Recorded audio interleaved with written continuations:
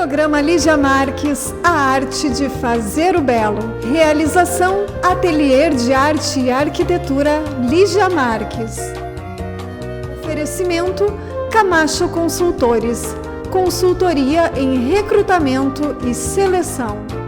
Química Pampa, solução em produtos para piscinas e higienização.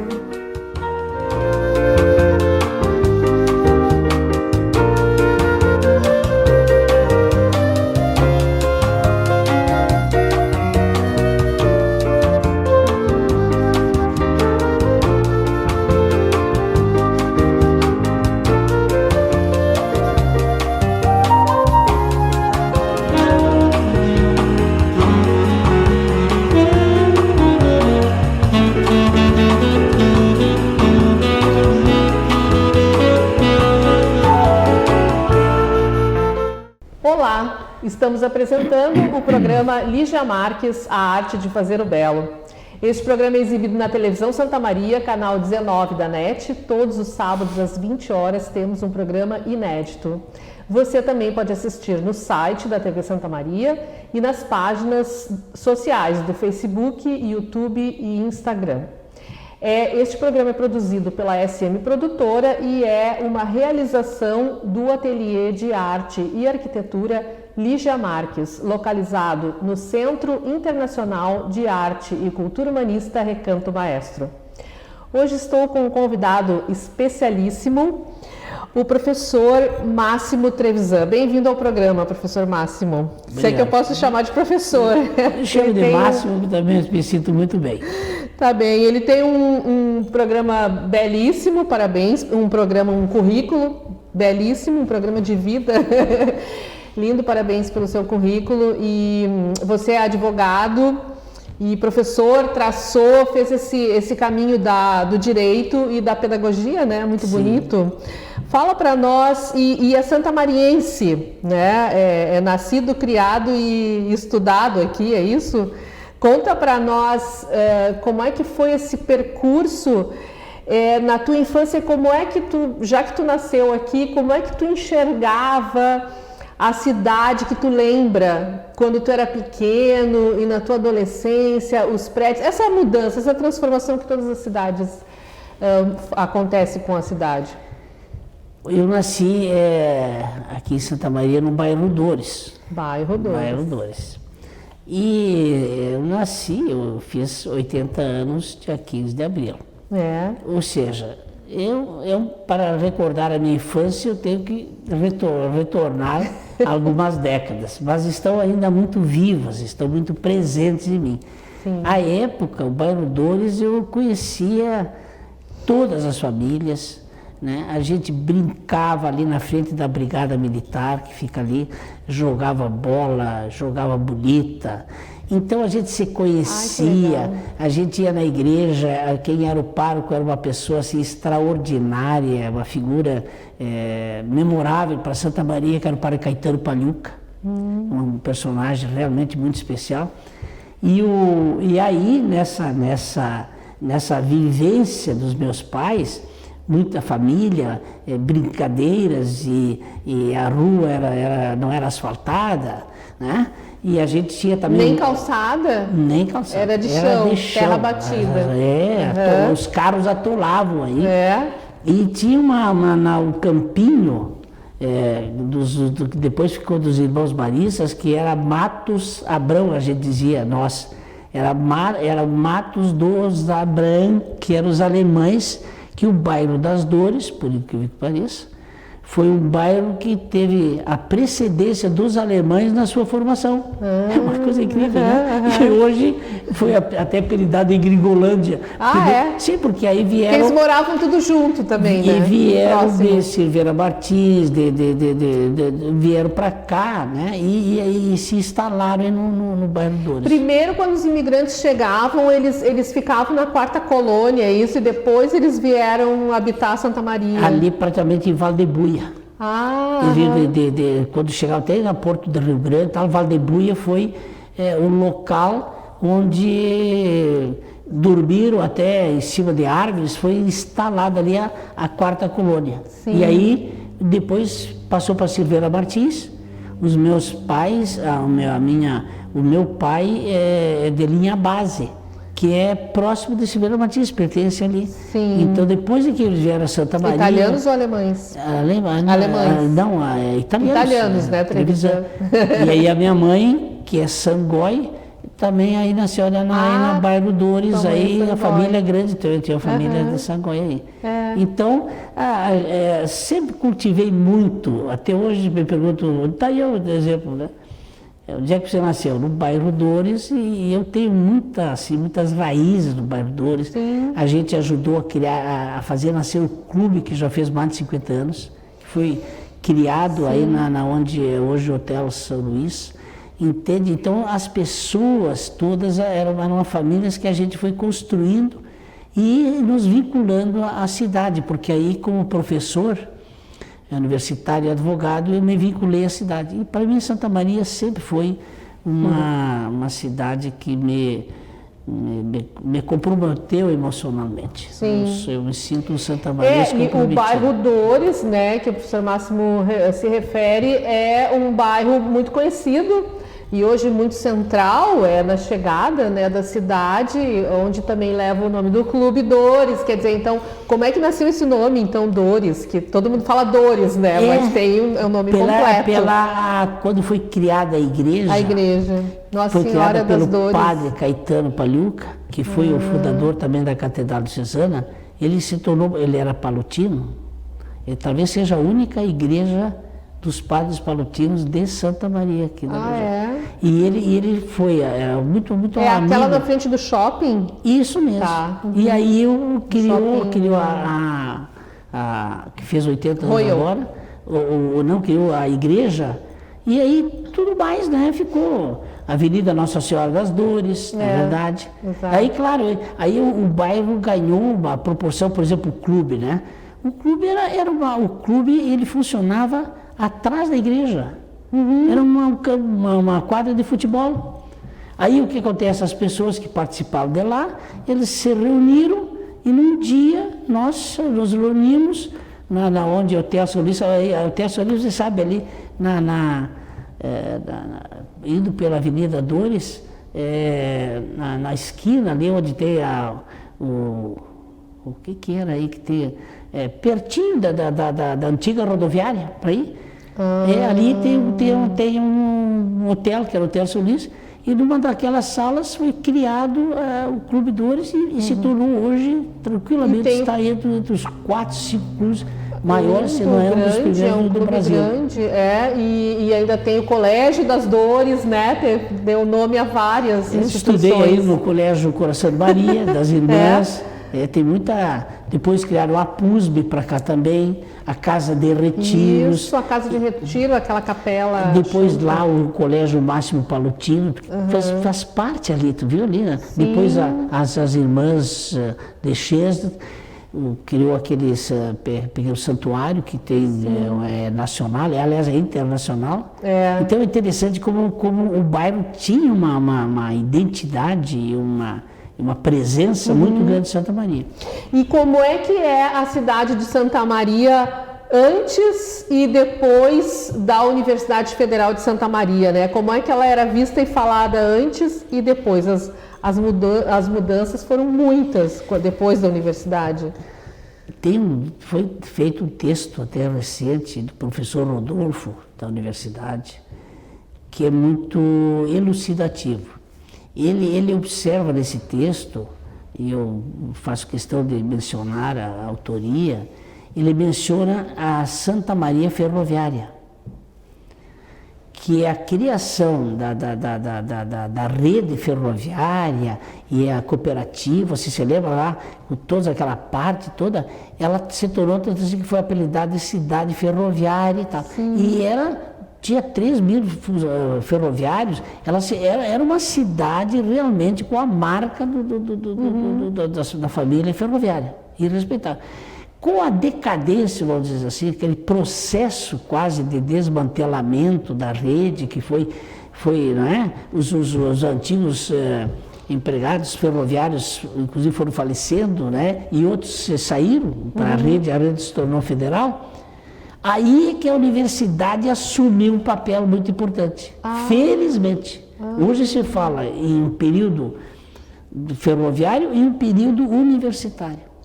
Eu me recordo, eu fui professor, da minha área, fui um dos primeiros professores da universidade, eu me aposentei como professor titular, e recordo, tu vê, eu entrei na universidade em 1966, não é? E quando fui fazer mestrado na Fundação Getúlio Vargas, em 67. E eu já era professor da universidade. E aí o doutor Mariano criou a universidade, e a universidade não só marcou, mas foi um grande agente de desenvolvimento da cidade, tranquilamente. Não só porque ofereceu, hoje nós temos mais de 200 cursos de graduação, sabia? Mais de 200 cursos. Eu quando fiquei sabendo... Pós-graduação são mais de 50. E aí, o que aconteceu? Também se tornou um polo de convergência. A família, por exemplo, de São Borja, vinha a Santa Maria para o filho, para a filha estudar. A filha ficava aqui e ficava onde? Aí todo o desenvolvimento imobiliário cresceu muito, porque as pessoas começaram a investir, porque locais, tinha que alojar a casa para estudantes. Aí o comércio também teve essa influência muito grande, porque vinham às vezes no fim de semana e faziam compras. Olha, toda a região aqui, eu calculo mais ou menos 1 milhão de pessoas vinculadas ao centro de Santa Maria. Natural. Tu pega aqui São Cepé, São Pedro, São Francisco, toda a região, né? Faxinal, toda essa é uma grande região que as pessoas passaram a se alimentar, né, especialmente compras de móveis, etc. Porque Santa Maria é confortável. Até hoje, muitas coisas na Quarta Colônia que a gente precisa, que eu moro lá, né, a gente se supre de Santa Maria. E Santa Maria, por sua vez, de Porto Alegre, né? Muitas vezes seria ótimo se nós tivéssemos uma estrada mais larga, dupla, né, como uma freeway, para a gente poder também fazer mais contato com a capital, né? E em relação, assim, eu não lembro muito bem a data da construção da estação férrea, mas eu entendi que foram 2 momentos que trouxeram riqueza, que foram momentos muito prósperos para Santa Maria, né? Em relação à localização da cidade de Santa Maria, que ela está localizada de um modo estratégico no centro do Rio Grande do Sul, né? Tanto que ela é chamada de o coração do Rio Grande. Eu tenho uma curiosidade, como é que acontecem esses primeiros assentamentos humanos aqui nessa região? A gente tem, pelas pesquisas, os indícios dos fósseis, né, das rochas, todas essas pesquisas dos cientistas. E os assentamentos humanos, assim, eles já estavam aqui, começaram por quem? Você sabe que a gente tem aquela ideia agora, Santa Maria comemorou agora 17 de maio, 163 anos. E a gente fica com aquela ideia de que parece que a cidade tem 163 anos. Foi a criação do município, quase uma criação jurídica, né? Que se tornou município. Que se tornou município. Mas antes já foi vila, Aí, se você estava relendo aqui um livro que diz assim, a nova história de Santa Maria, outras contribuições recentes, que é do José Irã Ribeiro e Beatriz Weber, você começa a ler a história de Santa Maria e fica assim, surpreso com, não é dezenas, centenas de anos antes, que lá em 1700 houve uns índios, comprovadamente, veja, a Rua do Acampamento, que foi a primeira rua de Santa Maria importante, depois a outra foi a Doutor Busano. A rua vem, de onde é que vem? Do acampamento dos índios. Sim, o nome, né? O nome vem daí. Porque os índios acampavam ali. E aí teve depois os lusos e os espanhóis tiveram uma discussão lá e tal, tentaram ver. E assim você vai lendo a história de Santa Maria, é uma história muito interessante, né? Que vai se progredindo até chegar onde chegou. Compreende? Quer dizer, é uma história assim de centenas delas, assim, alguém diz, mas há mais de 1000 anos que a cidade, 1700 e pouco, 1800, 1900, você vai verificando depois como é que começou os militares, a guerra, como é que se instalaram aqui, né? Então hoje era uma cidade ferroviária. Que deixou a ter menos força, não é? Na nossa memória a gente tem muito carinho pelos ferroviários, com uma história de Santa Maria, né? Mas hoje a gente não pode dizer que os ferroviários sejam uma força de trabalho. Não é, uma memória importante que fizeram. Os militares, não. Hoje os militares em Santa Maria é um grande contingente. Não é verdade? Quer dizer, a base aérea... Que veio depois da universidade? Vieram, aí começaram, eles foram, como é que eu vou te dizer? Simultâneas, isso mesmo. Não vieram por causa da universidade. A universidade talvez não se desenvolveu por causa dos militares. Eles vieram por alguma razão, que eu também não sei qual. Porque se foi uma razão estratégica. Você vê que eles estão próximos daqui da fronteira? Eles estão próximos da fronteira. Estão, é verdade. Pode ver que você vê contingente militar em Livramento, até por uma questão de segurança. E, no entanto, Santa Maria é um grande contingente próximo, está ali. A defesa, porque também os militares têm esse grande compromisso constitucional de defesa dos limites, etc. Certo. Então, veja, aí ficou o quê? Os professores universitários, hoje, olha, né? E aí também eu fui aluno, tinha a faculdade de Direito particular, que ficou depois pública, depois teve hoje UFN, a UFN, que passou hoje, olha o número de alunos, eu fiz pedagogia, fui presidente do diretório acadêmico, eu me lembro, nós criamos o diretório acadêmico. Então, houve um crescimento não só em termos quantitativos, mas em termos qualitativos. Sim. Uma universidade, a escola e o conhecimento sempre amplia, né? Nós precisamos fazer um intervalo agora e depois nós continuamos falando sobre as obras literárias do professor Máximo e vamos continuar conversando também sobre Santa Maria. Esperamos vocês. Programa Lígia Marques, a arte de fazer o belo. Realização, Ateliê de Arte e Arquitetura Lígia Marques. Oferecimento, Camacho Consultores. Consultoria em recrutamento e seleção. Química Pampa, solução em produtos para piscinas e higienização.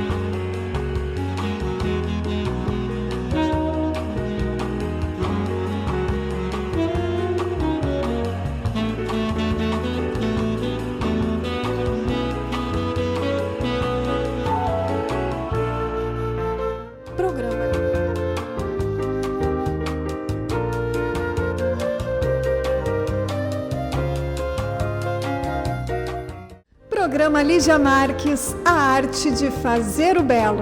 Realização, Ateliê de Arte e Arquitetura Lígia Marques. Oferecimento, Camacho Consultores. Consultoria em recrutamento e seleção. Química Pampa, solução em produtos para piscinas e higienização.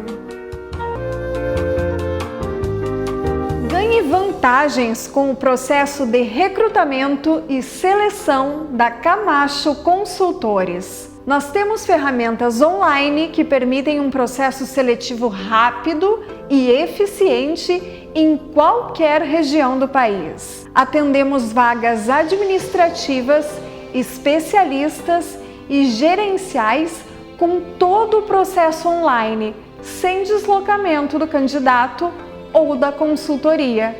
Fale conosco.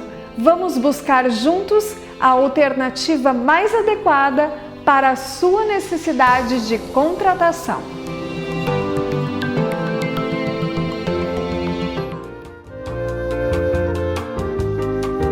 Estamos de volta com o programa Lígia Marques, A Arte de Fazer o Belo, e continuamos conversando com o professor Dr. Máximo Trevisan.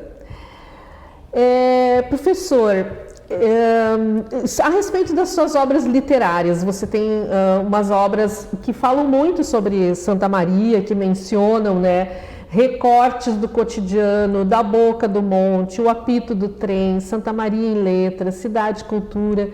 E este último, Porque Santa Maria, e também histórias, 1 e 2, Histórias Escritas no Coração e outros.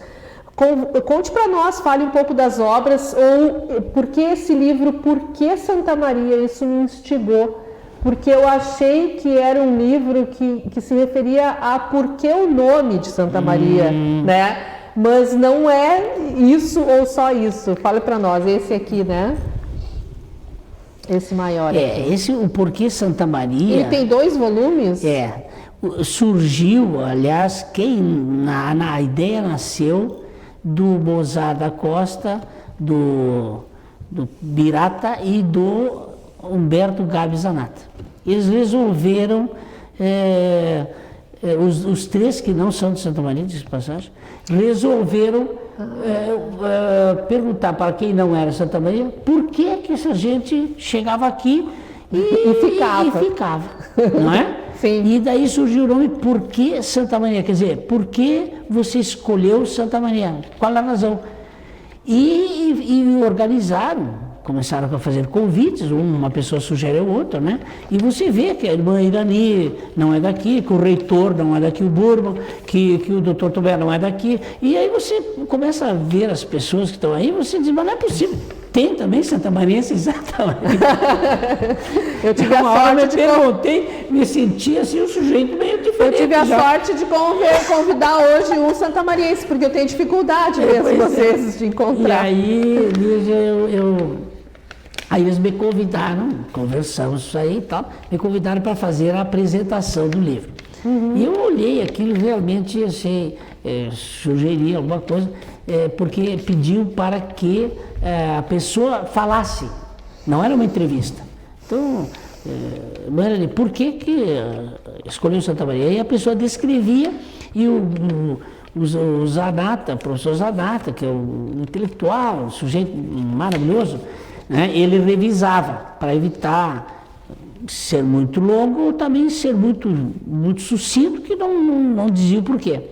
Aí surgiu o primeiro volume, Por que Santa Maria 1, em que eu fui apresentador, mas quem era mesmo o grupo, os 3, Humberto Gabi Zanata, Mozart da Costa e o Birata. Não chegamos a comemorar o lançamento do primeiro volume, a vida cortou a história do Zanata. Faleceu. Então, o Birata e o Mozart se reuniram e tal, e me convidaram, e aí foi um desafio, né, para substituir o professor Zanata no livro. Então eu passei a integrar, e aí nós partimos para o segundo, Por que Santa Maria 2? São 100 pessoas, eu chamaria de líderes, de agentes culturais, etc., que no primeiro volume e mais 100 no segundo, então hoje nós temos 200 pessoas que se identificam, descrevem e manifestam o porquê vieram escolher o Santa Maria e por que, especialmente, porque aqui ficaram. Né? E eram pessoas anônimas ou conhecidas? Não, normalmente pessoas assim de destaque. Por exemplo, um líder sindical, alguém do esporte, alguém da cultura. Para ver, exatamente, né? Pessoas que você identifica e de repente se dá conta, mas não é Santa Maria, assim.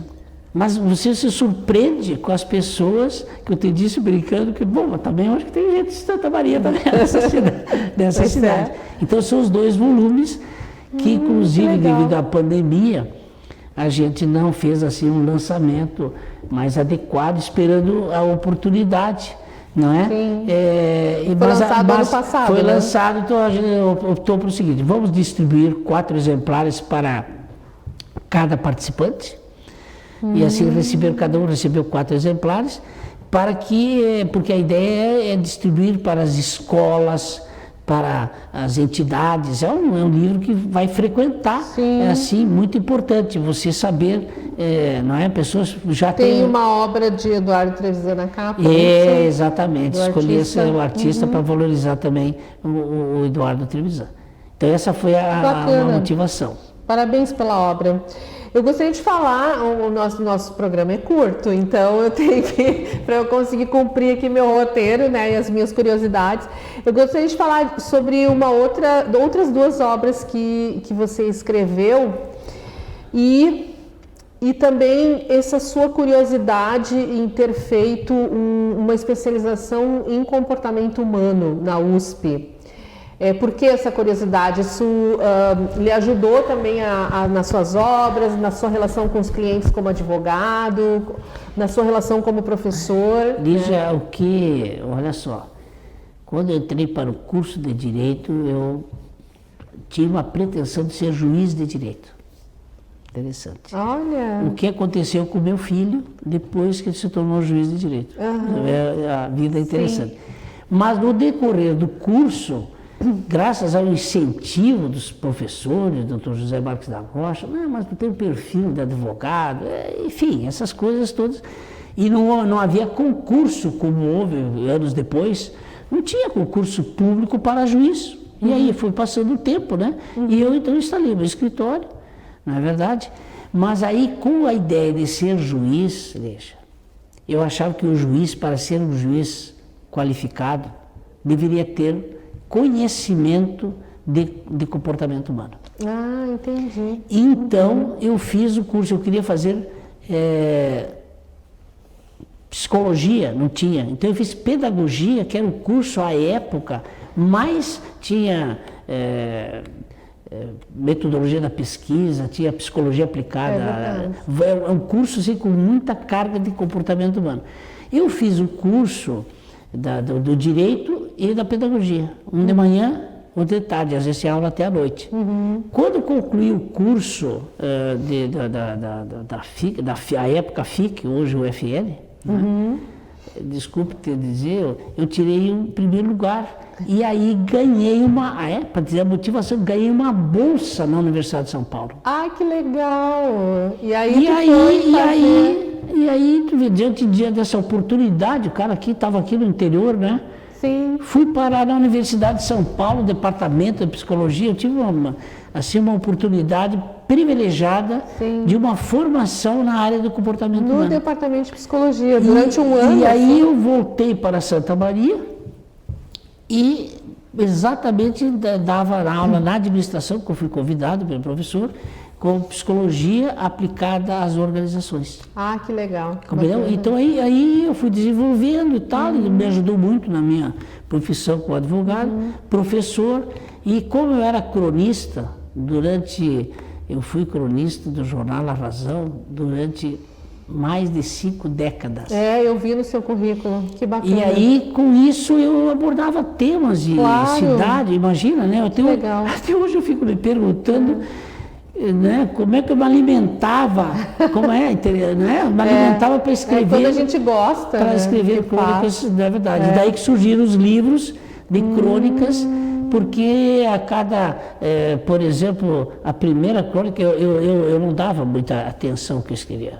Realmente minha autoestima nessa área não é das que valorizavam tanto assim que eu tive que ir à Razão, tinha xerox das crônicas e escolhi dentro, acho que umas 1000 crônicas, eu escolhi as primeiras 60 que surgiram da nossa janela, depois mais adiante escolhi outras coisas, aquelas que entendia que teriam assim um grau de permanência do leitor independente do jornal, porque o leitor do jornal ele lia aquela crônica e de repente... Para fazer publicações especiais. Assim, e participei aí criamos a Associação Santamariense de Letras, também. Que eu fiquei durante muito tempo na presidência, depois deu origem à Academia Santamariense de Letras. Isso. E assim, a convivência com os amigos, aí o Prado V, para um grande companheiro de Associação Santamariense de Letras. E aí a sua cadeira tem aí, o nome quando tive a oportunidade de entrar na academia, meu patrono é Prado V, que é um personagem que sempre que eu posso... Que um dia nós vamos marcar um programa para falar valorizo. Sobre ele é um personagem que marcou muito Santa Maria. Eu às vezes leio poesias dele, é muito interessante, muitos poetas falam sobre ele. Eu quero fazer um programa sobre a história dele, mas hoje a história é sobre você.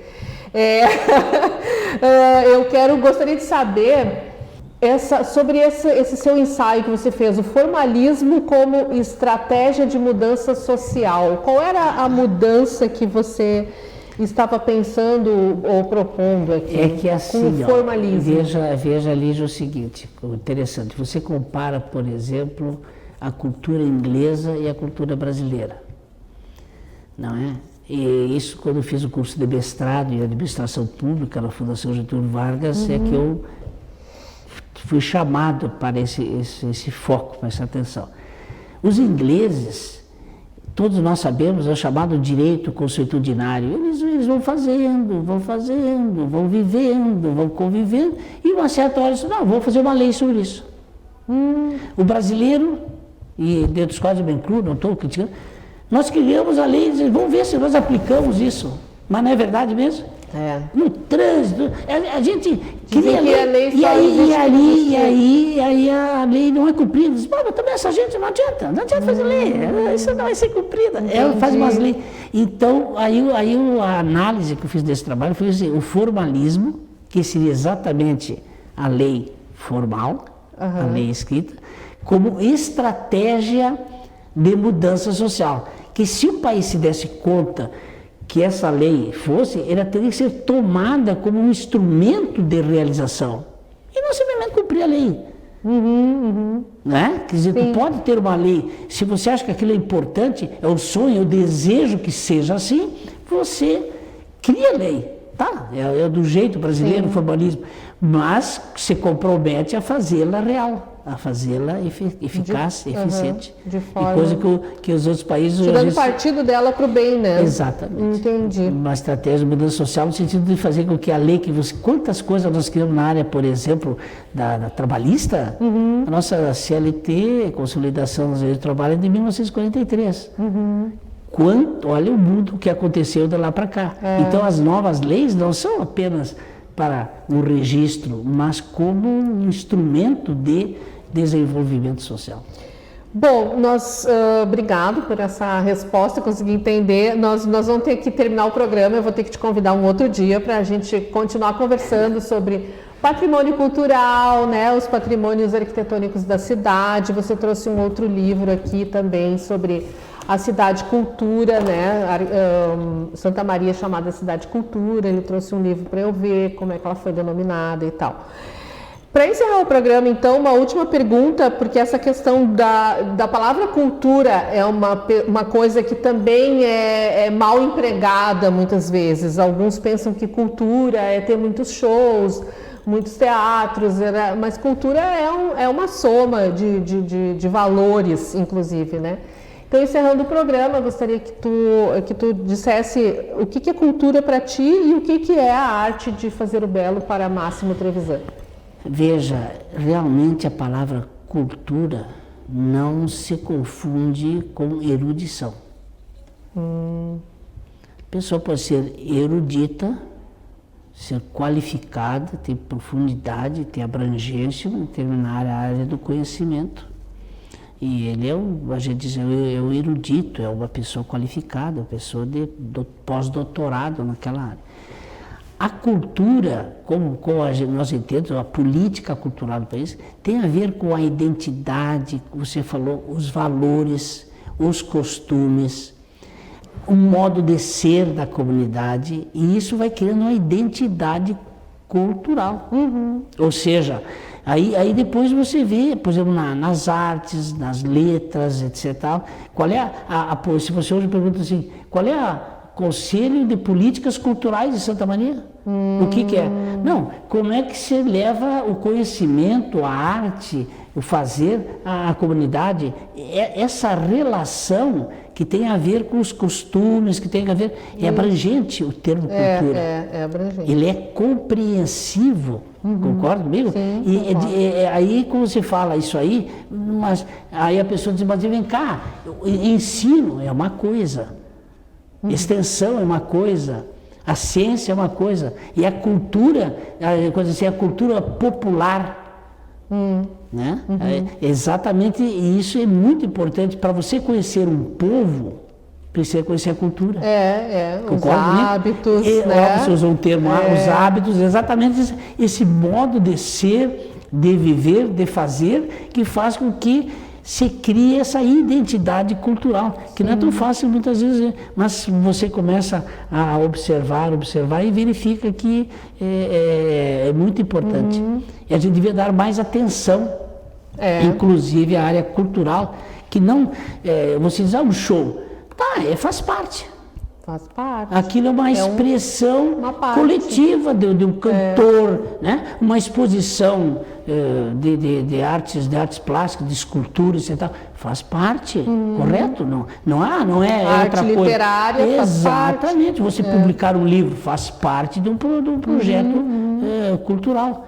Mas não é só. Aquilo que tu pode ver são por isso que vê assim, Santa Maria da Cultura, tu pode ver, tem artes, danças, a parte da arquitetura, tudo isso leva ao termo cultura, que é abrangente e compreensível. É cultuar, né? Que bacana. Então, eu te convido já desde agora para a gente seguir numa outra entrevista e continuar conversando. Tem muitas questões bacanas. Tu é uma pessoa santamariense e de uma riqueza, né? Curricular e de formação e de conhecimento, conhece bastante a cidade, para trazer também sempre esse conhecimento, né? Que parece que tem um livro que fala sobre Santa Maria e daqui a pouco já chega outro para atualizar, né? Então a gente está sempre se atualizando, que bom. Muito obrigado pela tua vinda ao programa. Eu agradeço a oportunidade e realmente há pouco antes eu encontrava o Eduardo Rocha, o coronel, como é o nome dele? Não me lembro. O coronel que tem um programa aqui, né? E são pessoas assim, a nossa cidade, ela necessita de maior compreensão, porque é uma cidade, você vê, a gente brincava antes, que tem até santamariense aqui. Então, ela tem uma riqueza que é resultado das pessoas que vêm aqui. Trazem tudo. Mas, por outro lado, ela tem esse desafio de transformar essa riqueza, essa multiversidade, vamos chamar assim, numa identidade cultural. Se distrai, tem várias identidades, correto? Isso. E Santa Maria tem o seu direito também de ter a sua identidade. Eu, como santamariense, deve ter. Na verdade, como santamariense, me sinto assim feliz em poder revelar não só esse amor pela cidade, mas revelar essa identidade, essa riqueza cultural que a cidade tem hoje, que já a gente chama ela de Cidade Cultura. Muito obrigada pelo convite. Obrigada. Estamos encerrando então mais um programa Lígia Marques, A Arte de Fazer o Belo. Você pode assistir na TV Santa Maria, canal 19 da NET, todos os sábados às 20 horas. E nas páginas sociais, Facebook, Instagram e YouTube. Agradeço aos apoiadores culturais deste programa. Se você quer se tornar um apoiador, envie um e-mail para programaligiamarques@gmail.com. E a gente se vê nos próximos programas e eu espero você. Programa Lígia Marques, A Arte de Fazer o Belo. Realização Ateliê de Arte e Arquitetura Lígia Marques. Oferecimento Camacho Consultores. Consultoria em recrutamento e seleção. Química Pampa. Solução em produtos para piscinas e higienização.